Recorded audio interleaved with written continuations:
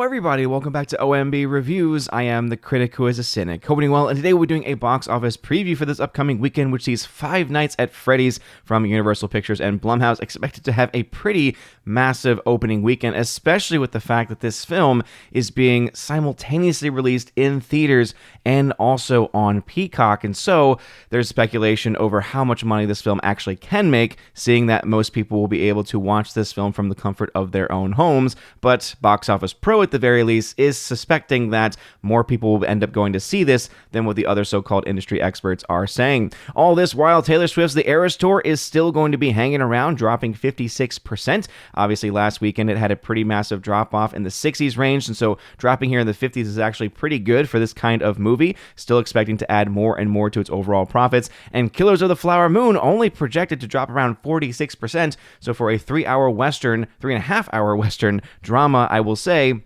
that is pretty impressive percentage-wise. This film still needs to make quite a bit of money, though, if it has any hopes of breaking even. And just based on the numbers, I just do not think it's going to be a possibility. But hey, I have been wrong before, so let's go ahead and dive into the numbers before we get further. But please make sure you smash that like button, loud the fire button, and smash the rumble button as well. And also make sure that you're subscribed to this channel with that bell notification on. That way you know every time the video or live stream goes live on the channel. So Five Nights at Freddy's right now, according to Box Office Pro, is projected to make around $78 million at over 3,500 screens. And as I mentioned, this is going to be in lieu of the fact it is getting a Peacock day-and-date release. Oftentimes, we've seen in the past films like that not do very well or not do nearly as well as what would have been expected because, hey, a lot of people have the opportunity to watch the film from the comfort of their own homes, not having to pay the crazy amounts of money it costs these days for popcorn, let alone for tickets these days. So Five Nights at Freddy's, this is, again, if it is turning out to be $78 million, a very, very impressive number, even without the knowledge of the day-and-date release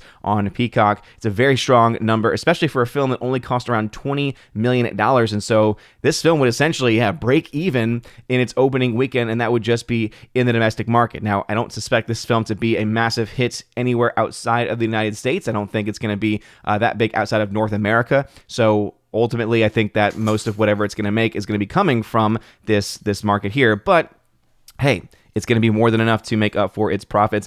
Add to that any new subscriptions or kept subscriptions from Peacock, and you have a film that is looking to be a pretty good financial success for them, even with the day-and-date model. Taylor Swift's The Eras Tour, $14.6 million, bringing its overall domestic to $148.6. So obviously the Swifties are still holding up, still showing up for this movie. I still do think that this film is dropping off more than what other typical films would do, just because, again, it is a concert movie, and so a lot of people probably were just wanting to go to that opening weekend. You still do obviously have some hardcore fans who are going to see this film multiple times over, but I think the casual moviegoer is still not really going to see this movie, really not going to see this recorded concert, I really should say. But hey, the Swifties are still very, very strong in this, so it has a chance right now, pacing potentially to $200 million domestically, so probably going to do pretty well in the long run. We also have new numbers for the Killers of the Flower Moon, which again did not have the biggest of openings, even though many in the box office media tried to pretend as if it was.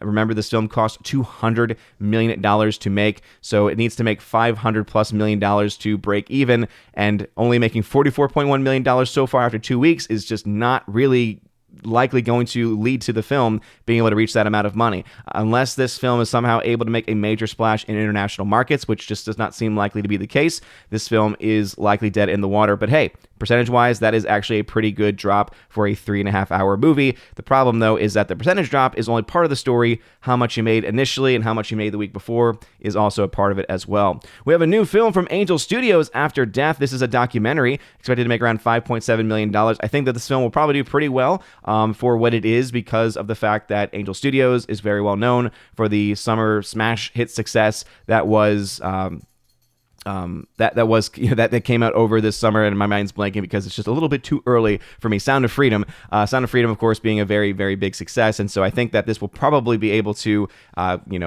basically play off of that success, right? The same studio that brought you Sound of Freedom. However, it is a documentary, and it is a different kind of story, and so I think it'll do well for what it is. I just don't think it's going to reach anywhere close to the heights that Sound of Freedom was able to accomplish. And then we have a bunch of other films as well. Nightmare Before Christmas is still going to be in the story, and then, as I've been mentioning, the creator, unfortunately, just not really making a whole lot of money. If we jump over, though, to Deadline, Tony good old Tony over at Deadline. Him and the other so-called box office experts obviously have a very different outlook. So there's Box Office Pro, which again uses different metrics to be able to make their projections. Sometimes they're spot on, sometimes they're wrong, right? In the initial estimates for Barbie, for instance, Box Office Pro was the only place that was projecting anywhere close to that massive amount of money it made opening weekend, right? It wasn't until the Thursday, Friday numbers came out that the other places like Deadline and others started to update their numbers to match what eventually would be that massive success. So it's going to be interesting to see if they are right in this instance of the film getting closer to 78 million, or if it's going to be the so-called experts saying $50+ million in its opening.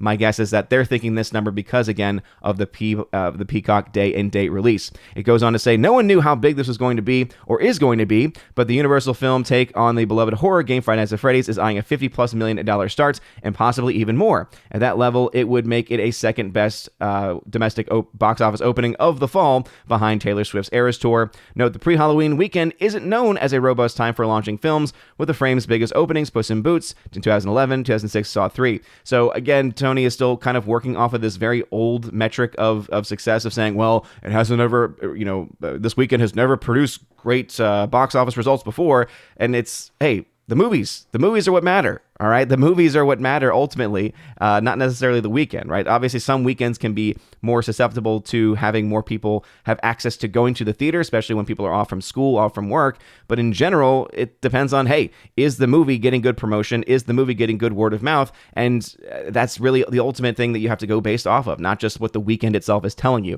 So I think that might be why they're maybe underplaying how much they think Five Nights at Freddy's is going to be, is because they're going based off of, again, this historical weekend, when in reality, the weekend itself is not the end-all be-all. Pre-sales have grown to a crazy amount on this $20 million produced film since we last reported. Some say well north of $11 million in pre-sales, so that would be quite good, with some exhibitors projecting a tentpole style opening of $85 million. So, hey, at the very least, they are admitting that there are some out there projecting $85+ million. So interestingly enough, right, that would be even higher than the $78 million being projected by Box Office Pro. So yeah, we'll be following this number. We'll give you an update on Sunday as well once we get the box office and we do the box office breakdown. But what are y'all's thoughts about this? Do you think that Five Nights at Freddy's is going to be this massive kind of sleeper success, right? This very small budget, $20 million film needs to make roughly $60 to $80 million to break even, and it's looking like it's going to do that just in its opening weekend alone. It's a film that I had no really interest in until the trailers came out, and I saw that Josh Hutcherson was in the movie, and I thought, hey, he's a pretty good actor, and the fact that he's attached to this makes me a little bit more intrigued into the story. So, hey, let me know your thoughts about whether or not you think this film is going to get to the $50 million range. Do you think it's going to get to the 78? Do you think it's going to get to the $85 million, right? There's obviously a lot of different metrics, and I think the big question is, how much does the day and date release on Peacock actually impact the overall results? And so let me know your thoughts in the comment section down below. If you like this video, smash that like button. A lot of fun about and smash the rumble button as well. You guys are all amazing and beautiful people. Hope you have a wonderful rest of your day. And as always, God bless.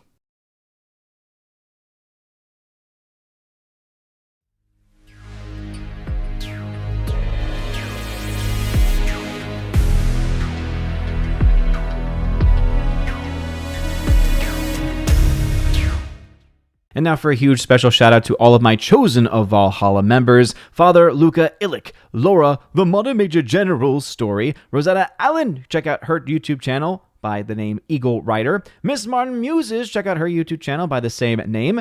Also to Matt317, check out his Twitch channel of the same name. Mr. Roy and ZK Man, check him out over at xtheboundaries.co. Thank you very much for being my chosen members this month. And if you want your name shouted out at the end of every live stream and video, also access to a podcast, access to a giveaways channel, and tons of other stuff, go check out to be a member today in the links in the video description below. You guys are all amazing and beautiful people. Have a wonderful rest of your day.